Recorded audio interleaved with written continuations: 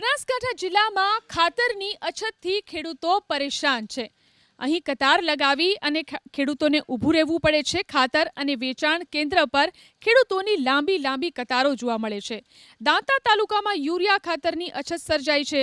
દાંતાના મંડાલી ગામમાં ખાતર માટે ખેડૂતોએ લાંબી લાઈનો લગાવી। વહેલી સવારે જ ખેડૂતો ખાતર કેન્દ્ર ઉપર પહોંચી જાય છે। હાડ થીજવતી ઠંડીમાં કલાકો સુધી લાઈનમાં ઊભા રહેવા છતાં પણ તેમને ખાતર મળતું નથી।